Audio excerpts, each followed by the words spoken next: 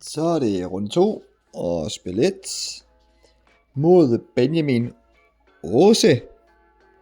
Og Benjamin har sådan en lidt lækker baggrundsart omkring sit wherebar, så den har selvfølgelig lige klippet til, så den kan være med her. Men jeg starter med en Curdape med Forest efterfølgende, og det er jo den perfekte start. Men de bliver jo også ofte svaret, især mod alle de her decks med lyn. Men han afslører sig selv her med en Seal of Brass ind i en Ank, så ved man i hvert fald, at det er en dip variant. Men altså, om det er med løver, eller dips, eller begge dele, det er så ikke det helt til at sige nu.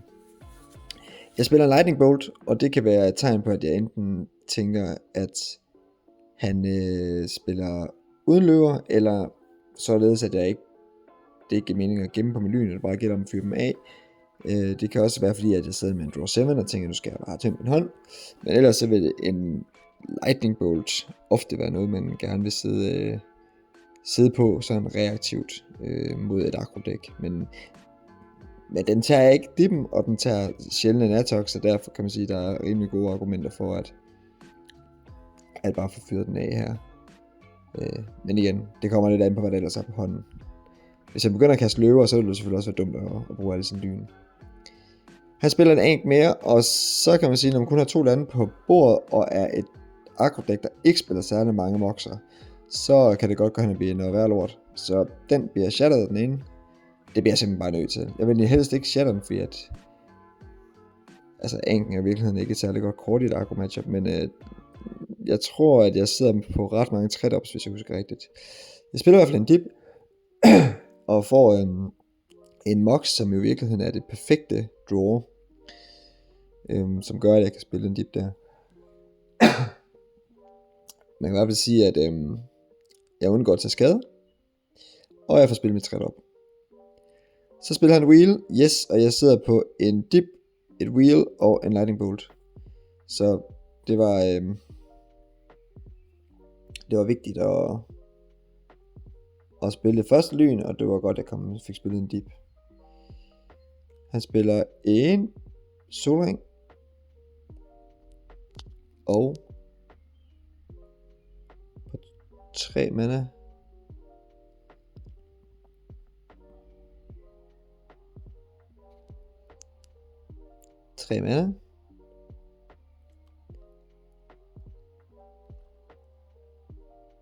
En dip. Og tager en skade fra sin brass. Kan virkelig ikke helt se, hvad han er på. Han er på sådan noget 13 eller sådan noget. Så spiller han en fabrik. Og tager 2 skade fra sin Ank. Så er han på 11, og jeg er stadig på 20. Yes, jeg trækker et. Tager det en skade fra min dip og trækker kort. Og altså, det er lidt bakser, han har 2 fabrikker og en dip på bordet, så han har meget, der kan repræsentere noget pressure. Og jeg kan ikke rigtig angribe igennem med min dip.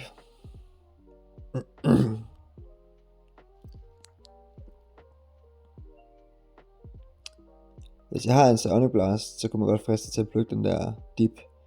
Men man tager 2 skade fra Sonic Blast selv, plus at det vil åbne op for at få 4 skade fra hans fabrikker.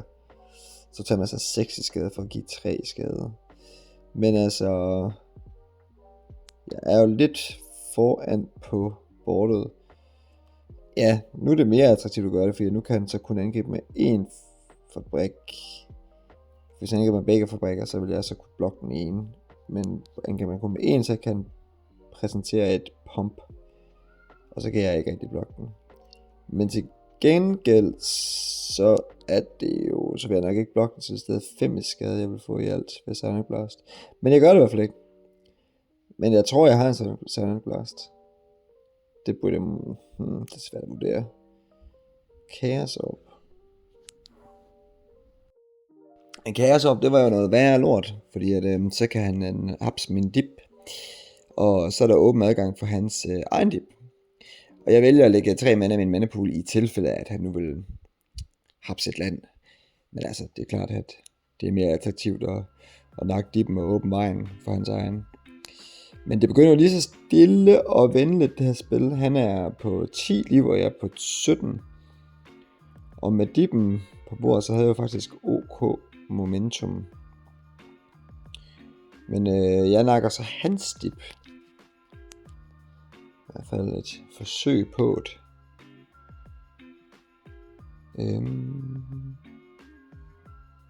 Men det er jo game 1, så der er i hvert fald ikke nogen Red Blast. Jeg ved ikke, om han skulle have sådan en enkelt counterspil med Mana Drain måske. I så fald så tænker jeg, at det er en rimelig fornuftig beslutning at skulle count her, men så skal jeg lige noget mærkværdigt her. Jeg ved ikke, han sidder, hvad vi lige sidder her og har gang i. Men lige nu er spørgsmålet, om han vil gøre noget ved Sounding Blast på hans Dip.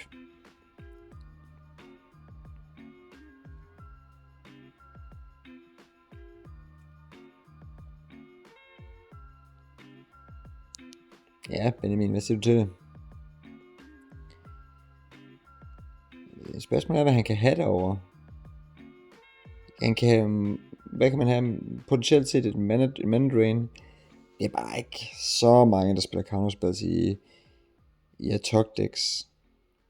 Og det er måske i virkeligheden mig, der sad og tænkte over, om jeg skulle overveje at skyde ham på hovedet i stedet for faktisk. Det kan godt være, at det slet ikke var ham, der sad og ventede, med mig, der sad og spekulerede i at skyde ham på hovedet, fordi at Dippen tæller imod ham, altså hans... så ville han have 6 runder, så skulle jeg nå at finde burn, ikke? Altså en enkelt lyn kunne give ham meget få runder til at burn mig ned, men jeg får 2 i skade af Sounding Blasten, og nu er der så de der 2 forbandede fabrikker der, så jeg har også en klokke imod mig selv,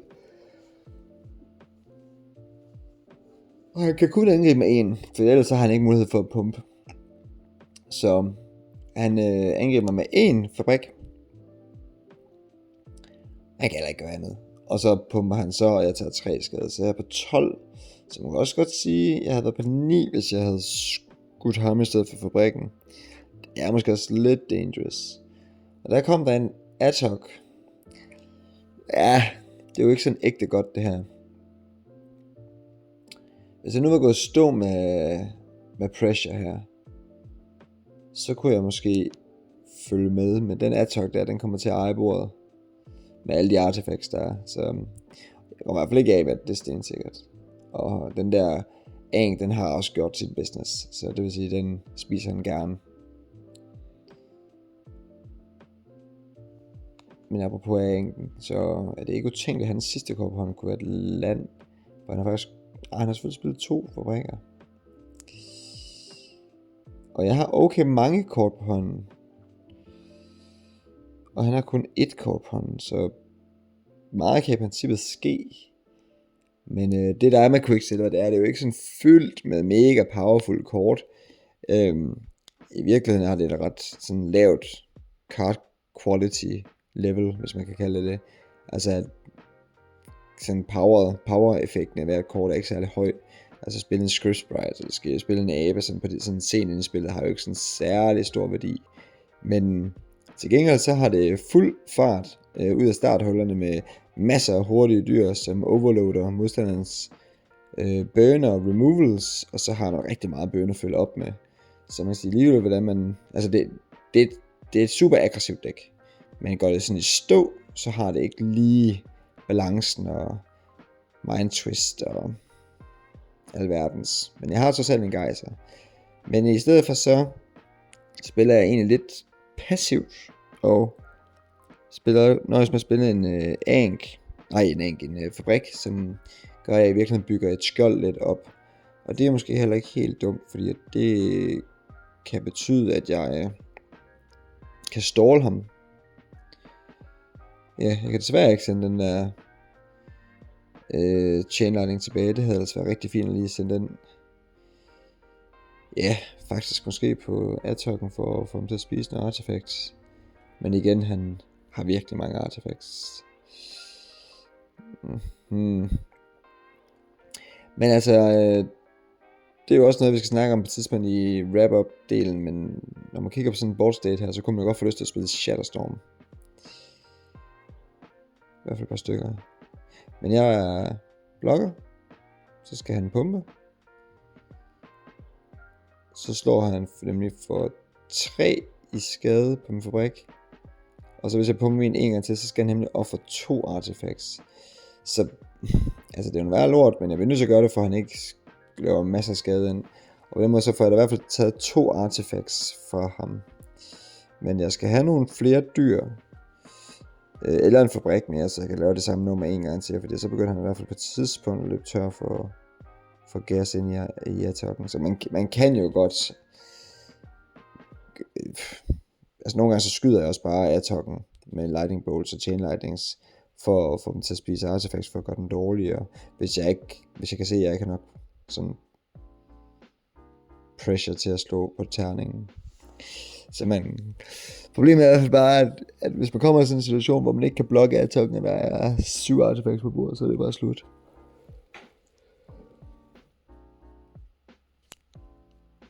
Men hvad skal der ske? Ja.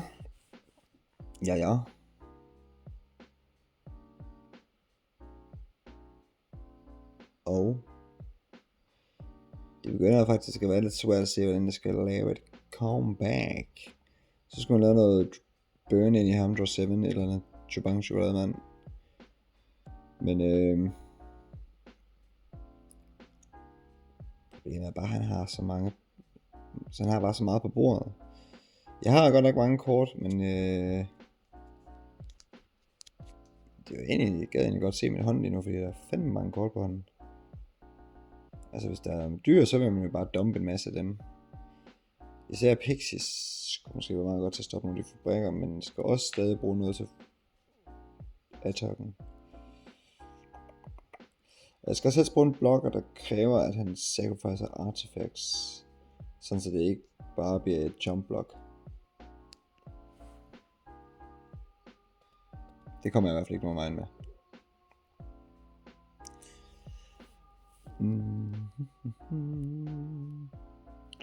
Et land, ja, det er ikke så rart at spille lande, når man sidder for skade for det. Og så ingenting. Det er lort. Black-wise. Ja, i værste fald, så er det et pump til attacken. Så aktiverer han begge sine fabrikker, ligner det. Nej, kun én. Ja, okay. For igen at kunne tilbyde trade med min fabrik. Yes. Blok. Fabrik, I guess. Eller hvad? Nej, attacken. Ja, det bliver jo nødt til, ellers dør jeg. Så har han spiser sin mox. Så har han 3-4. Den vil så Sonic Blast er den. Yes, så skal han spise 2 artifacts mere.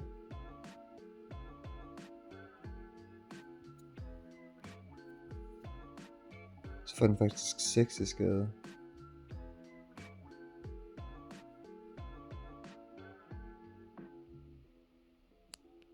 Så tænker man, hvis jeg gør det, er det respons på moxen, gør det nogen forskel? Jeg spiser den der. Yes. Så. Jeg tror vi sidder og snakker lidt om det gør forskel, og gør det på respons eller ej, på at han tager moxen. Fordi hvis man gør det respons til han tager moxen, så skal han ofre 2 yderligere med det samme. Hvis man ikke gør det respons på den, så kan han ofre 1 til, og så kommer man til blok, og så skal han så ofre, altså giver det samme antal, det eneste forskel, altså i hvert fald hvis han holder sit attack i live, så gør det samme, så gør det samme. Så han offer 3 permanents, Og så får jeg 3 skade, fordi at jeg kommer af med attack med en blokker og fabrikken. Og det her, det er sådan lidt dead race at skulle af med den der, for lige nu er der ikke rigtig meget at gøre. Det ser skidt ud, må man sige. Det ser ellers godt ud. Han var på 11, mens jeg var på 20, og havde en dip og en abe på bordet. Så gik de pludselig den anden vej. Chaos og dip, mange fabrikker. Gjorde måske forskellen her. Ja, scoop it up. Let's go. Sideboard og game 2. Er rimelig nemt, selvom det ser kompliceret ud, for der er virkelig mange kort, der bliver byttet. Chain Lightning, Sounding Blast, det vil sige Burn Kort, Disintegrate, Draw 7's er rigtig dårlig, Gejser er dårlig, Dippen laver self-damage. Der er mange kort, som man sagtens skal trimme på. Jeg vælger at sige, at jeg skal spille en plan, der hedder dyr mod dyr og switches og maces til at styre slagets gang med hjælp af blast-effekter. Så jeg siger, ind med 4 switches, ind med al min blast, mace, shatter og shatterstorm. På den måde så kan jeg spille mere kontrolleret spil, hvor jeg kan overtage og kontrollere mig til sejr. Det er i hvert fald planen. Game 2 on the way. Så er det mig, der starter. Og spiller en 2-1 script sprites. Og jeg er egentlig bare glad for at have en 2-1 thread. Altså det her, det er ikke hold nu magle, hvor vil jeg gerne have et 1-drop. For du har ikke lige sådan de hvide svar til at løse de problemer, der kan komme hen ad vejen. Så det er bare hammervigtigt, at man får lagt pres fra starten af. Men det er klart, at når man så trimmer så meget på sit burn, så er det der early pressure egentlig lidt mindre vigtigt. Og vigtigt, at man kan følge med i spillet og kontrollere det lidt mere, styre det lidt mere hen mod til sejr. Ikke fordi man er et kontroldæk, men man kan måske styre spillet mere. Han tømmer lidt sin hånd, synes jeg. Lidt. Men har ikke lagt pressure på ham. Han har bare lagt en attack, som kan være boxet. Og det kan jo selvfølgelig være træsnak i sig selv. Så her kommer der en brass. Står for 1. Og jeg har heldigvis 3 blue blast, så de der attacks bliver lige pludselig meget nemmere at have med at gøre. Og den får bare en blue blast med det samme, så er den ude af banen. Det skal vi ikke bruge kræfter på. Der er ingen grund til at begynde at sidde og grind artifacts på en eller anden måde med nogle burn spells, men jeg har jo heller ikke mange burn spells tilbage. Men der kommer endnu en, eller hvad? Yeah. En mere. Yes. Så han har et stort dyr på bordet lige nu. Seed of Brass. Lidt difficult land trækker, kan man sige. Og hvad har vi så her? En Regrowth ind i en Blue Blast. Det er jo sådan set fint nok. Trader 2 liv for at fjerne 2 liv og et kort for at fjerne en attack mere. Og det er bare vigtigt, at der ikke er en attack. Altså så længe han ikke har attack, så skal det hele nok gå. Fordi at dippen har jeg både Red Blast og Mace til, så dem skal jeg nok kunne håndtere. Så jeg skal bare sørge for, at der ikke kommer sådan en attack, der bare springer mig i luften ud af det blå. Et lyn på mig. Ingen respekt for fuglen. Og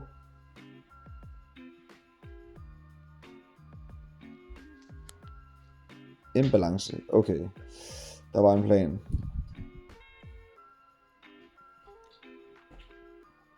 Og jeg mister 3 kort for hånden. Brassen var selvfølgelig rimelig ligegyldig, men der var til gengæld, det var ikke ligegyldigt, for jeg kunne spille en switch, men der røg en switch, en Red Blast og et kort, så det var totalt lort i virkeligheden. Jeg tror faktisk, at jeg trækker en switch eller sådan noget her. Og then what?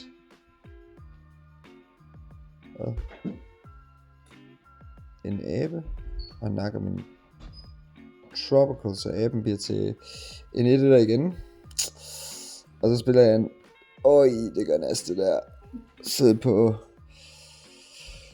Mist Forest, der ellers laver aberne til 2-3'eren. Totalt stramt. Ellers kan man sige, at når han ikke rigtig har noget kørende derovre, så kunne det dæmme gå hurtigt med 2 afkatte. Men det er det der sløjt. Og det kunne også være et argument for, at man måske skulle overveje at spille nogle flere. Forest, det spiller 7, man kunne overveje at gå op på 8.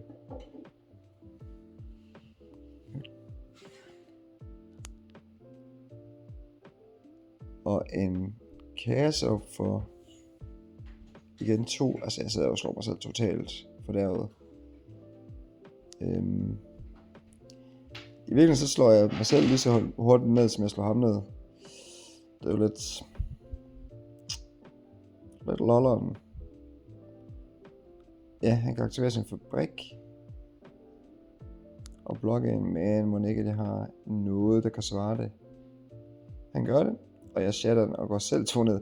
Altså det er jo helt retarded at se på, at jeg giver 2 i skade og tager 2 i skade for min brass hver runde, så vi følges ad, selvom det burde være mig, der har noget momentum her. Men det føles ikke rigtigt som at have et momentum. Der kom der til gengæld en Forest, men det er ved at være op over. Og han er på, hvad står der? Er det 5 han er på? Det ligner en 5'er, ja. Men jeg har svært ved at kaste noget. Hvad var det, der kom der? Er det en Pixie? Det ligner det. Det er til gengæld meget godt kort. Også fordi balancen den er væk. Så han skal spille Mind Twist for resten. Og ja, okay, Shatterstorm og Red Blast. Det er vel i virkeligheden ikke sådan ægte guld. Og så kan jeg slå for 5 for the win. Okay, så det lykkedes, selvom det var lidt bakset med den brass der. Det er igen ud med Dross Simmons og Braingeyser. Det duer ikke at trække kort med Blackwise og Anks. Chain Lightnings er dårlig mod hans dyr. Sonic Blast er kun god mod dippen, og generelt er self-damage dårlig mod et så aggressivt dæk som Atok.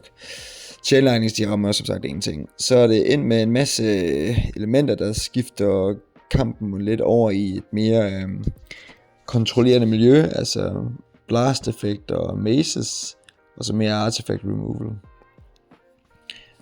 Og han går og ligger fra land med en Time Walk og en Blackwise. Så det er noget værd lort. Så her kan man allerede sige, at Draw 7 og Braingeyser er døde kort. Curdape er vel til gengæld noget af det bedste, jeg så kan gøre her. En Mox ville have været rigtig godt. Det havde jeg ikke. Men hvad ser vi her? En Ank, og det der, det er bare Atok åbningen over dem alle. Det kan sult med nas. Og spiller en lyn på ham, og det er vel forsøg på at tømme hånden. Måske. Nå, det var end of... Nej, hvad? Nå, det var opkeepet. Det var for at få lidt mindre skade fra Blackwise, for jeg ved godt, at alle liv tæller lige nu. Og tager 2 i skade fra en brass og spiller en abe mere. Ja, og det er jo sådan set også meget godt. 2 træer på bordet mod...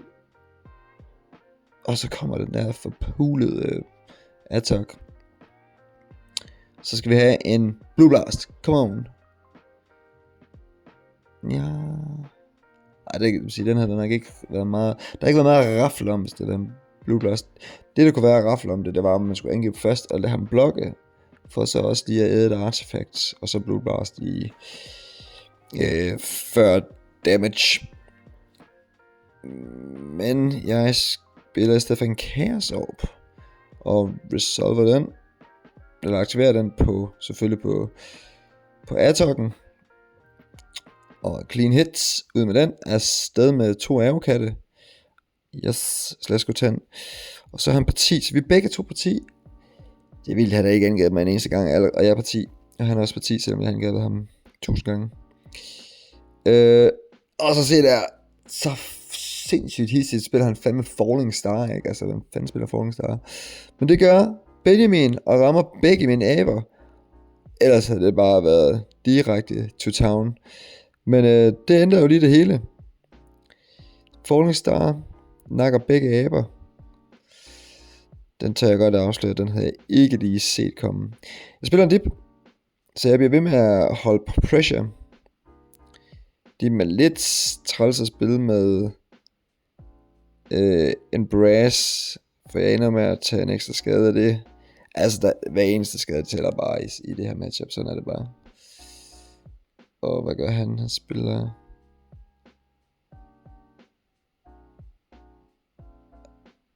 Gør han ægte grimme ting? Han sidder i hvert fald og... Think about it. Think about it.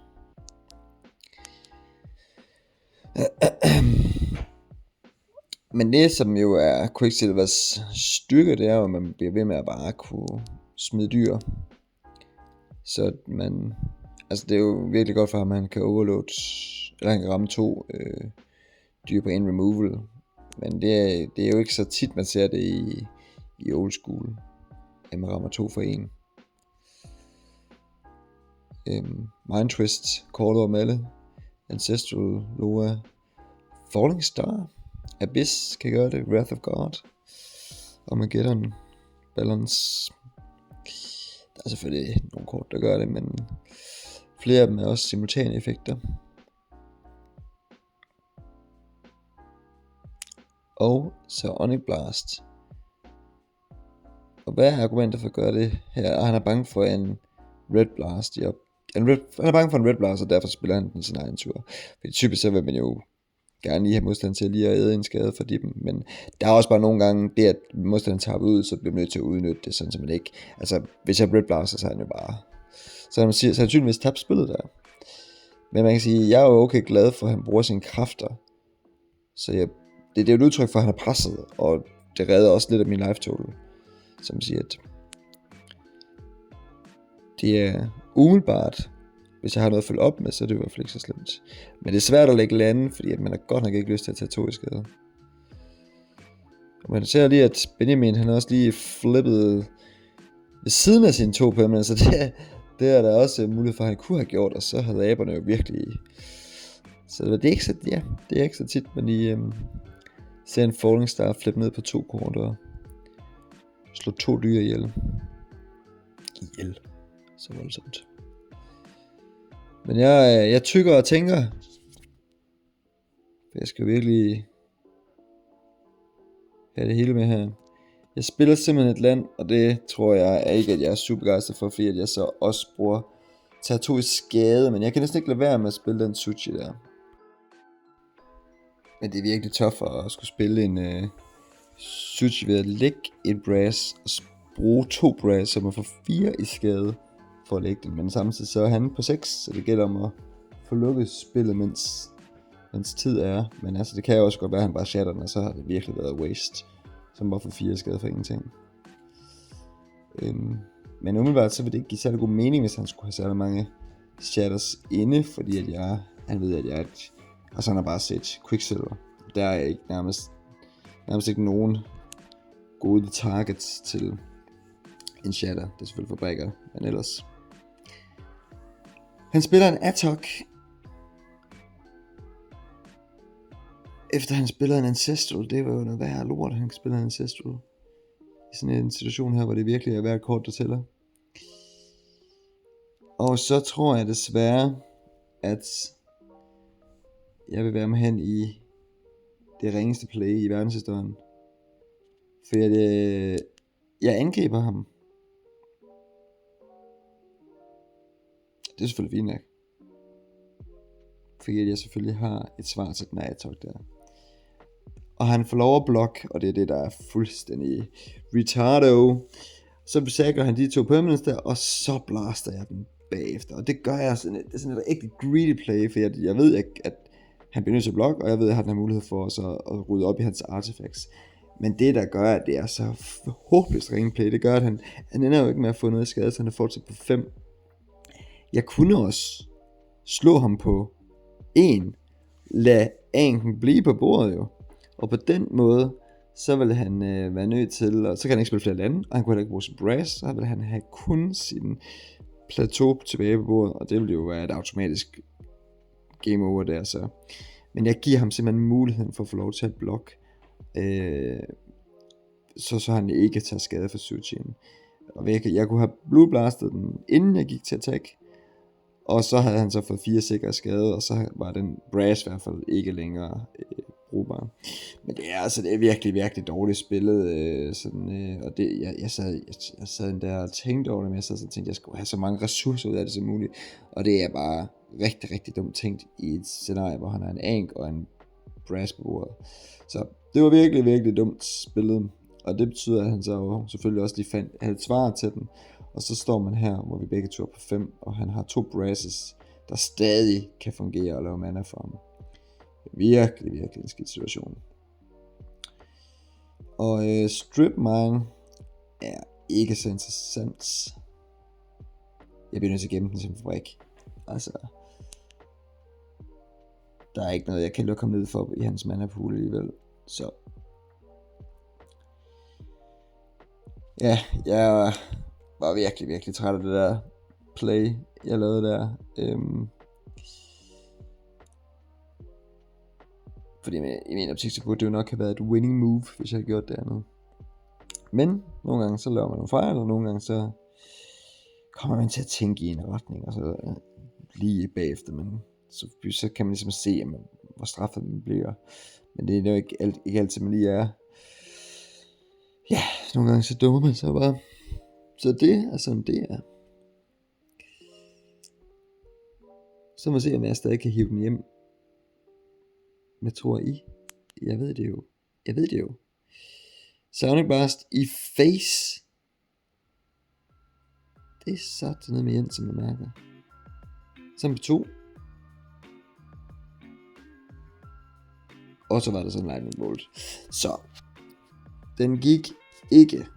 Og man kan sige, at hans Sonic Blast var han heller ikke i stand til at spille, hvis han havde fået 4 skade fra min switch. Så den gik ikke, desværre.